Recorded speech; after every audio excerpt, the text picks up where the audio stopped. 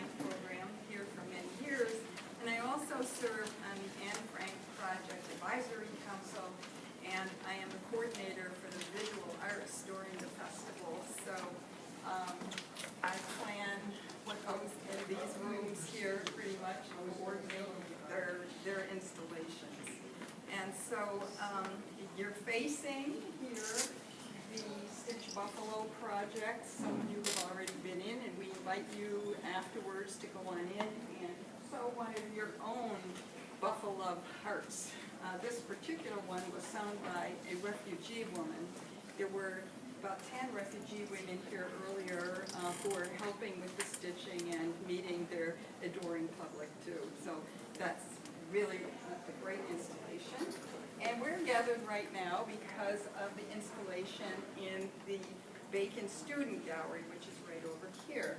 And the person who did the installation is going to be speaking with you in just a minute, Molly Bader.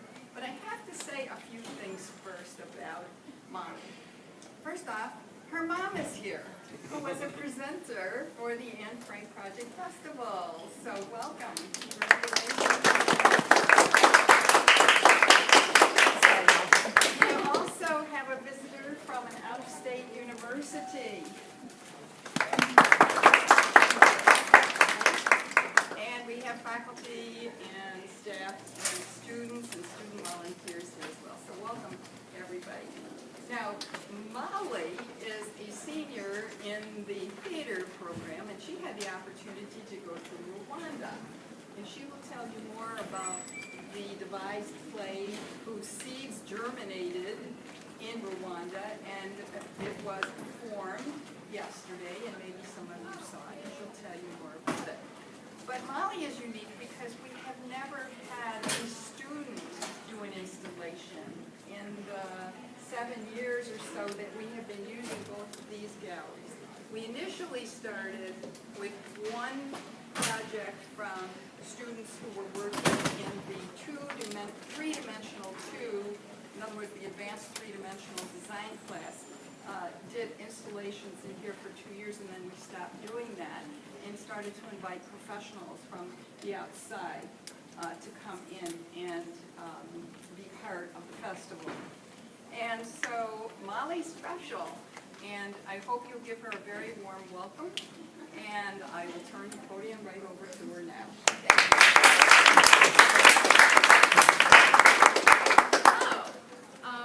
I'd like to thank you all, first of all, for being here. This installation is something I've been working on for a very long time, so I can't tell you how gratifying it is to finally be here talking about it. This process began about a year ago when I was in the THA 470 Devised Theater class, because I'm a theater major. And in that class, we make plays that fill a community need. We had been asked by the college to create a play about the issue of consent, or lack thereof, on college campuses. And I'm sure a lot of you know that sexual assault is a huge issue in college campuses all across the nation. So this is a huge issue, but nobody really has the tools and vocabulary to deal with it. So our goal in this class was to create a play and a workshop that would give those tools and vocabulary to people. So this required a lot of research. We researched perpetrator mentality, statistics, who these people were, why they did these terrible things. And all of this research made all of us involved in this play, this creation of this play, incredibly hyper-aware that we saw influences for these things everywhere. To the point where we would go to the dining hall after class and hear blurred lines on the radio and just groan because you cannot escape this. This is everywhere. So noticing these things, I wanted to go deeper into the research process about this culture. So I got a wonderful mentor, Alice Banksy, and she helped me to over here, Alice, she's here. And I began this research process to create this show. My show is not about rape. It is not about sexual assault. It is about subtleties in our culture and our collective consciousness that allow these conditions to emerge for these things to happen. This is known as rape culture. For my project, I have defined rape culture as the set of social norms and expectations that normalize the sexual violence against, objectification of, and dehumanization of women and girls. Though I say women and girls, girls, this doesn't mean that rape culture doesn't affect men and boys as well, because of course it does. I only say this because most facets of rape culture are focused on women and girls. So for this research process, it was an arts-based research project, which meant that the art making was a part of the research itself. But this also led me to have a variety of more traditional research methods, such as reading articles and personal experiences. I watched videos, I read books. I also had the great opportunity to do a variety of interviews with young college-age people. And throughout this process, I kept an art journal where I would develop these ideas, reflect on my personal observations and experiences, and that tool helped me to develop the ideas and my findings into the work that you see today, which in another field of research might have been a paper, but for this, it's a gallery show. The art is the finished product. So, in tackling this huge issue of what is rape culture, how do I break this down, my first thing I did was I broke it down into a few different subsections. The first focus of my research is what's known as the virgin-whore dichotomy. This dichotomy is the idea that a woman is either pure or she's dirty, she's good or she's bad, and there's very seldom much leeway in between the two. This comes from an idea of what's known as slut-shaming, the idea of shaming, guilty, demeaning a woman for her sexuality, sexual expression, or sexual choices. This happens because, as I'm sure you all know, we live in a society where when a man has a lot of sex, he's considered a stud. When a woman has a lot of sex, she's considered a slut. There's a double standard there. And this is because, in our society, our cultural narrative is that women are somehow less sexual than men.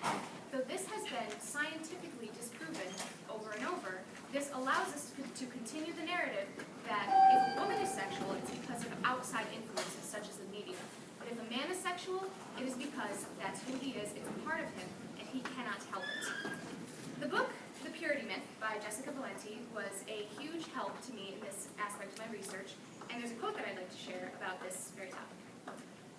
Making women sexual gatekeepers and telling men they just can't help themselves not only drives home the point that women's sexuality is unnatural, but also sets up a disturbing dynamic in which women are expected to be responsible for men's sexual behavior. We see this victim blaming all the time. If somebody is sexually assaulted, how often are they asked, what was she wearing?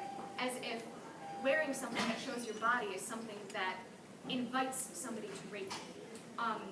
We also see this in court when a woman's sexual history is brought up in defense of her rapist, saying if she's had multiple sexual partners that she could not have been raped because she's that kind of girl and she must have wanted it. The idea that sex workers cannot be assaulted. And the idea that if a woman has had consensual sex with somebody before, that person could not rape her in the future. For this focus of my research, I wanted to do some research on the whole culture of chastity. Why are we so obsessed with it? What's the big deal with it? There are a lot of organizations that promote chastity, waiting till marriage. There are waiting till marriage dating sites. There are multiple organizations that teach abstinence-only sex education, which, spoiler alert, doesn't work. And also, in the South, which I found pretty disturbing, there is a tradition of what's known as purity balls, where little girls will pledge their virginities in the safekeeping of their fathers, who will help them to protect it until they get married to the right man to take it from them. This culture is very scary, and it made me wonder, what is this thing that we put on a pedestal? In one of the interviews that I did with one of the young college-aged women, I asked her about virginity and sexuality, and she said to me, well, for a girl, you're giving away something that you're never going to get back. Which led me to think, wow, what is that? Because looking into it more, this thing that we put on a pedestal, we actually have no working medical definition of what virginity is. We have no working medical definition of what happens to a woman's body because nothing really happens. The presence of a hymen in a girl or a woman actually has little bearing or anything to do with her sexual behavior. It could do with age, it could do with physical activity. So essentially, we put so much emphasis and so much power into this thing that physiologically doesn't actually exist. So this allows us to continue defining women by their bodies and if they choose to be in charge of their own bodies and their own sexual choices. This is incredibly harmful.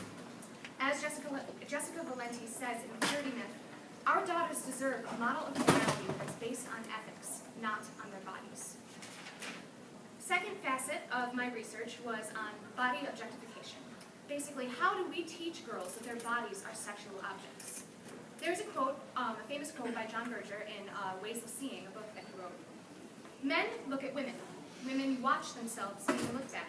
This determines not only most relations between men and women, but also the relation of women to themselves. You only need to turn on the TV or look at a billboard or open a magazine to see that women are being sexualized and objectified everywhere we look. Our bodies are being used to sell everything from cars to beer. And if you look on TV or in movies, we see that the message we keep sending to little girls is that stories only happen to women who are thin and conventionally beautiful. These things are incredibly harmful. They lead to increased rates of eating disorders, sometimes in girls who are younger than 10, and body shame that we will carry with us throughout our entire lives. However, it is not just the media who is shaming girls for their bodies. One very interesting movement that's been happening in the past few years is a re-examination of traditional dress codes in schools. The argument here is not that there shouldn't be a dress code. There's nothing wrong with having guidelines for what to wear.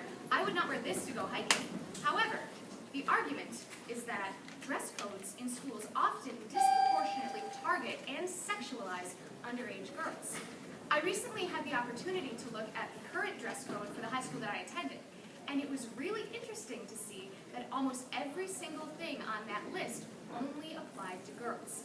It's very common that in high schools and middle schools, the dress code for boys is about looking somewhat professional. The dress code for girls is about not being seductive, not distracting their male peers and their male teachers. This is disturbing. When I interviewed these young women, I asked them about, well, what do you remember from your middle and high school dress code? And they all had very specific, very direct answers. 3 fingers, this would not pass dress code. The straps had to be 3 fingers wide, shorts and skirts had to go all the way down to your fingertips. I don't know how many of you have gone shopping recently, but those things are very hard to come by. But essentially, we're shaming these girls for non-sexual body parts such as legs and shoulders, and making it their job to keep the boys from being distracted. That is an incredibly damaging lesson that we teach these children. One of the girls who I interviewed said, the explanation of our dress code said that we didn't want to distract the opposite sex. The word distraction, that was the word our administrators used when enforcing the dress code with girls. This leads to girls being pulled out of class when they don't meet the dress code, so the boys do not get distracted. This puts the education of boys above the education of girls, just for having bodies that are too young to be sexualized anyway. There's a quote from feminist video blogger Lacey Green, who hosts Sex Plus on YouTube. She says, "It tells boys, many of whom are children, that girls' bodies are sexual regardless of context. It teaches boys that it's acceptable to disrespect girls and misbehave if they can see their skin." This is incredibly, incredibly damaging to the young people in our society. I have a strong memory of being at summer camp when I was about 13 or 14 years old, and we were going swimming, and I remember being told that I was allowed to wear a bikini when another girl wasn't because she was more developed than I. This is something that instills this body shame and objectification in girls who are not old enough to have developed sexuality of their own. Sexualizing girls before they're old enough to have these things and own their own bodies and make their own decisions is incredibly frightening and teaches very damaging lessons to the children in our society. My third focus of my research was social expectations. Social expectations around gender and sexuality affect all of us, regardless of gender or sexuality. One thing I wanted to examine was our culture of hypermasculinity. Hypermasculinity is the exaggeration of male stereotypical behaviors, such as emphasis on physical strength, aggression, and sexuality. This is something that we instill in young boys from a very young age. I had the opportunity to send a short questionnaire to several young college-age men whom I know, and all of them returned it to me saying, "I have experienced this my entire life." There's a quote that one of them shared with me saying, "I was 5 years old. I was really upset. My dad told me to be a man and not cry about it." Not only does these things that we're teaching stunt the emotional development of young boys and keep them from being able to have healthy emotional responses later in life, but this also plays into this culture of rape quite a lot in 2 ways. First of all, this makes it much more difficult for male victims to seek help. People do not want to believe that men can be raped or can be victims of domestic abuse or violence. However, it is real and it happens, but it is that much harder for these men and boys to seek the help that they need because of the culture that shames them for it. On the other token, a culture that emphasizes that the only way to be a man is through aggression and aggressive sexuality and physical power enforces behavior that can lead to being a perpetrator later in life. These are incredibly harmful lessons that we teach young boys. And if we want to see a difference in the way our society acts around gender, we need to start praising boys for being gentle and we praise them for being strong. Another expectation that I wanted to discuss is the idea of accommodation. For those of you who have already been in my gallery, you'll see that I have a series called the Dated Series, which is 15 of these little squares with advertisements from the 1950s and 60s juxtaposed with these kinds of dark quotes. These quotes are things that I personally have heard or things that my friends have heard and told me about. These are direct quotes from people like you, people like us. I didn't get them from the internet. These are things that were said in day-to-day normal conversation.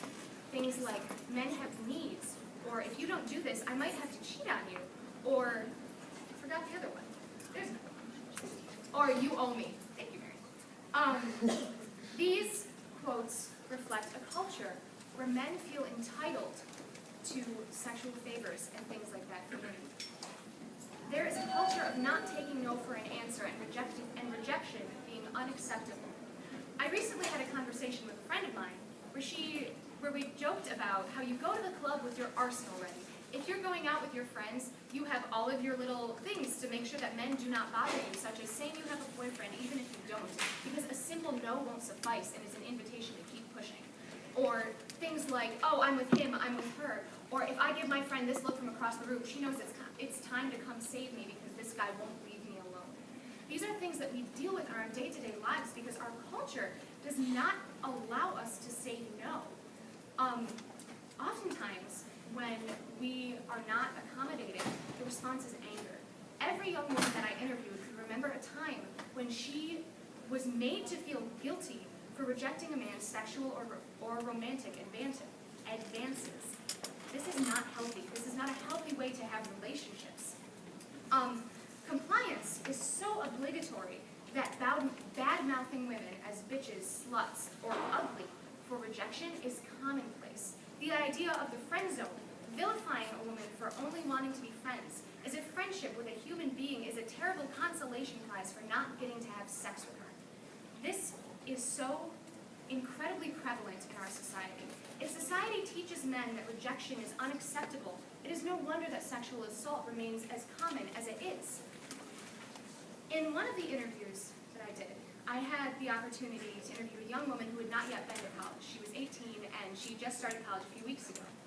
At the time, I wanted to ask her a little bit about what she was excited about and what she was afraid of, because we all go to college with some fears and things like that. This girl is a bright, vibrant, honor roll student who's incredibly smart and incredibly personable, and she said that she was really excited that she'd be able to make new friends and have more independence and make decisions on her own. And then she told me that the thing she was most afraid about for going to college was the possibility of being sexually assaulted. She said, because it's real and it happens more than people realize, I think for me, yeah, that's a huge fear. I'm not afraid of the course load, or being able to manage my time, or being away from home. But in college, that comes full force, and I'm worried about that. I know that's a possibility, and it scares me. Hearing her say this to me made me feel sick. I want to live in a world where girls don't get mace as a gift for their high school graduation, and where I don't have to feel afraid walking home at night. If I ever have a daughter, I want to send her away to college feeling nervous about making new friends and the course load that she's going to have and hoping to succeed, not being afraid that someone's going to disrespect her personhood enough to assault her. So now, what can we do about this? We all know that rape does not happen. It's not a scary man in a dark alley. It's person to person. But the thing is, the collective consciousness doesn't just depend on, oh, well, I haven't raped anybody. We all have to examine what we think on a day-to-day basis, how we judge people, how we treat people. So what I will invite you to do is to please go in the gallery and Reflect on your own experience. Where have you seen this crop up in our culture? How have you contributed to it? Because all of us have. And how can we make a positive contribution? How can we change our actions and our thoughts to help dismantle this in our society? So I invite you to please go in. There is a participation element where at the end, after you go through, there are art supplies so you can make your own visual representation of this issue, of how we can change it, or of an experience you've had, something about your response to this topic, and if you want to hang it on the wall, that would be wonderful. Because we need this to be something that everybody is aware of and everybody participates in the fixing of. Thank you.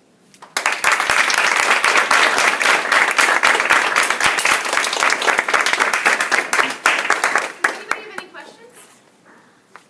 Sammy? Yeah, I didn't know if there was like any studies, whether they be like scientific or social, that just kind of say how men and women in general like view each other like on a day-to-day basis. I don't know really how to word it. There was this really interesting study that I read in my research that it was a study that examined brain responses when seeing different things, and the outcome of the study was that both men and women view a picture of a man as a whole person and view a woman as a combination of parts. So objectification is so ingrained in our society that it's in our brains. It's something that we really have to work to turn on. So, thank you. Anything else? Don? Just to add on to that, I was driving to rehearsal, and on NPR they said that 20% of college women will be sexually assaulted, and that's all colleges and universities, and 5% men. It's a staggering statistic. It's hard to even picture that, but yeah. Anything else? Yes. I'm sure you probably would have, this kind of has to do with, how you said that, saying no is acceptable for women. And I'm sure you've heard of, like, the girl who said no to the guy who was prom and something. Yes, absolutely. There was another, I can't quite remember the name, but there was a shooting where this college-age man attacked several, yeah, and he killed several people, and he said that he was mad that women didn't pay attention to him or didn't want to have sex with him, and that's why he killed them. So that's an extreme of what can happen, but those ideas are there. Anything else? Yeah. For your dress code, when you were talking about your dress code and how women, like I know that at my high school, you have to have straps that are like the size of a lasagna noodle. Right. But what do you believe should be the dress code for women? I mean, enough that it would be appropriate for women, but still, it would still like be appropriate for the school setting. What do you think on your opinion of that? See, that's a very interesting question, and I've been kind of wrestling with that. I personally like the idea of uniforms because they take away all sort of social status. I know my mother actually was talking to me about her high school experience where she went to a Catholic high school, and the dress code was just as strict for boys. Because the issue isn't really that there's a dress code, the issue is that the dress code is sexualizing and focusing only on the girls who are underage. So I would say something that's equal. Is that? Yeah. Okay. Anything else? Cool. Well, I'm gonna be around in the gallery if you have any more questions. If you would like to go over and look around and hopefully make a response piece, I would very much appreciate it. Thank you so much for being here.